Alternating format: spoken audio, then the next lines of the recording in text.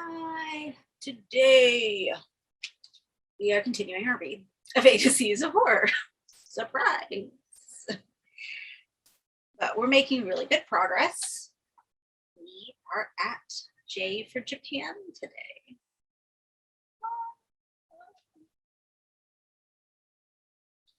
J for Japan.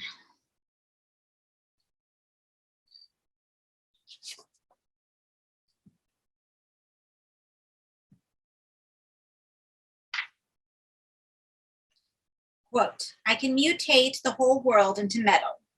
From Tetsuo the Iron Man, 1989. Quote, a bizarre wet dream, horrifying sex, death, and ghastly special effects. Unmissable. City Limits on Tetsuo the Iron Man.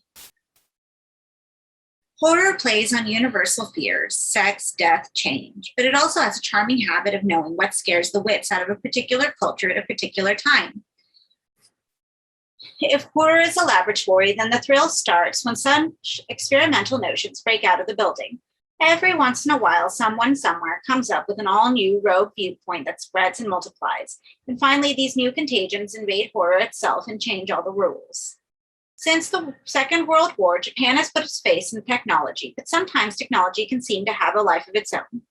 Tokyo-based filmmaker Shinya Tsukamoto makes movies about men turning into machines.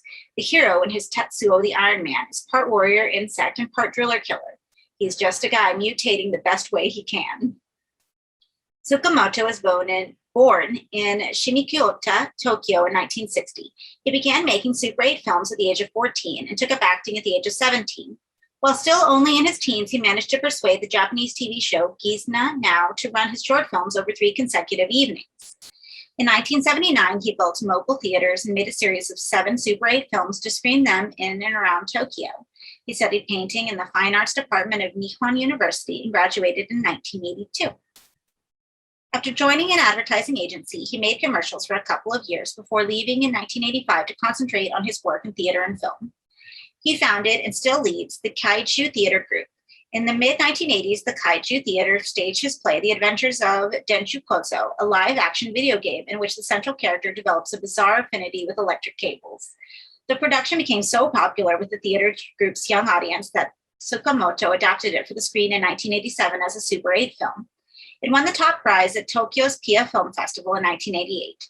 The success of his next film, Tetsuo the Iron Man, 1989, in Japan and overseas, resulted in an offer to direct his first professional 35mm feature, Haruko the Goblin, 1991, before he returned to his biomechanical nightmares of Tetsuo 2 Body Hammer, 1991. If the city becomes too big, it will overwhelm human beings, says Tsukamoto. The people will fight back, turning them against the city so it will not crush them. Weak and fragile humans will turn into strong monsters. The frightening aspect of city life for me is that reality and real sensations are fading. I believe that people have a need to live their lives in a physical way. With the earthquake, you become aware of how easily the city can be destroyed. The city is no match for nature. I think that it's a good idea to develop technology, but people have forgotten that the world was created by natural forces, and I'm frightened that we rely too much on technology. If people never communicate directly with each other physically through touch, if it's just through electronic means like the telephone or television, it's like a beehive, a brain world. It's a very sophisticated way of living, but there's never any real physical act of communication. Nothing physical ever happens, and if we lose the way of feeling things physically, we lose our sense of reality, which I think is dangerous. I wanted to make a film about the juxtaposition of the natural world against the brain world of technology. My film portrays the idea of a simple way the people who live in the city bring about its destruction. Tetsuo is a simple story about a man who turns into metal. I take an extreme point of view by asking, what would happen if humans turned into metal? We have some pictures here. So there's a screen still, and then there's the sequels.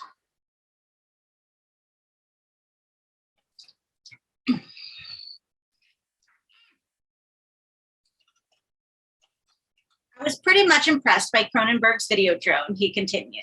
Drone. I don't know why I said drone.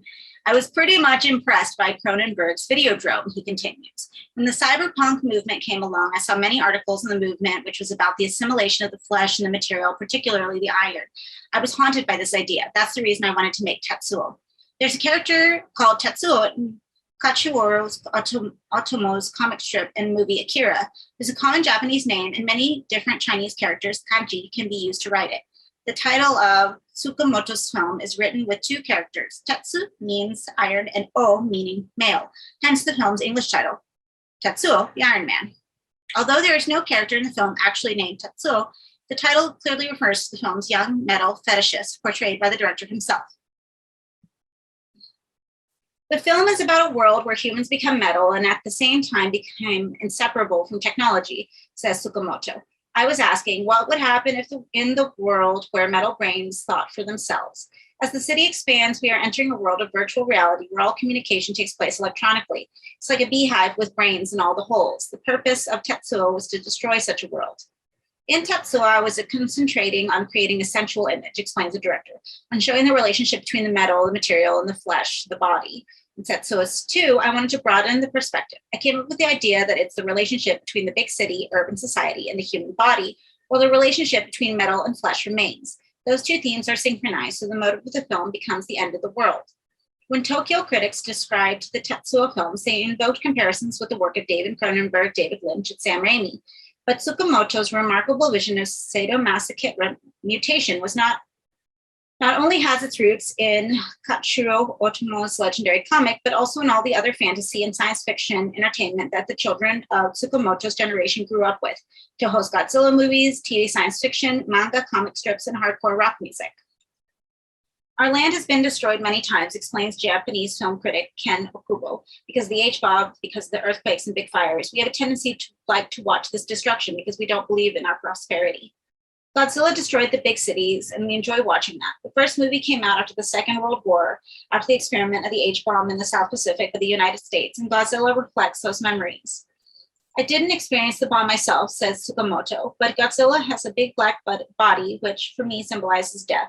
It makes me feel that death is attacking me, and I want to use a black monster, the image of death, in my film. Quote, Tetsuo goes beyond almost anything else currently being made in the mainstream, harking back to the Kurosawa of Do Deska Den, the Cronenberg of Videodrome, or the Lynch of Eraserhead. In its stylized, shrieking kabuki horror, Tetsuo establishes Shinya, a French theater director and rock promoter, as a potential dingbat genius. From the Arum Film Encyclopedia, Science Fiction. Tetsuo the Iron Man, original Tetsuo, Japan 1989, director Shinya Tsukamoto, which Tomoro Tamaguchi, Kai Fujiwara, Nobu Konoka, Shinya Tsumato, Nomasa Misaka, Renji Ishibashi, Kaiji Theater, Japan Home Video, K2 Spirit, SENBN, black and white. Bizarre, low-budget horror movie shot on 16mm by producer-director Tsukamoto, who also stars as a punk metal fetishist. The opening scenes of him pushing a metal bar into an open wound on his thigh are truly disturbing. Injured in a hit-and-run accident, he possesses the driver of the car, rock musician Taguchi, in his first film role, and gradually transforms the young salaryman's body into a biomechanical monstrosity. The violence is often brutal and explicit, but there is also enough unintentional humor to make some of the edge off the often dark, surreal imagery. Sequel, Tetsuo 2 Body Hammer. Japan, 1991. When his son is captured by two murderous skinheads, rage causes the body of a Tokyo businessman to mutate into a ferocious cyber gun. Fascinated by this potentially lethal weapon, the leader of the skinheads forces the businessman to undergo a series of bizarre medical experiments. Following the full biomechanical mutation of the two protagonists, a pair of metal titans confront each other. There's also a list of selected films and Godzilla, King of the Monsters.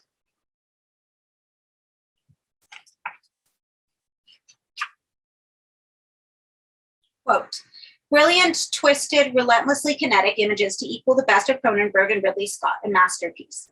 William Gibson on Tetsuo 2 Body Hammer.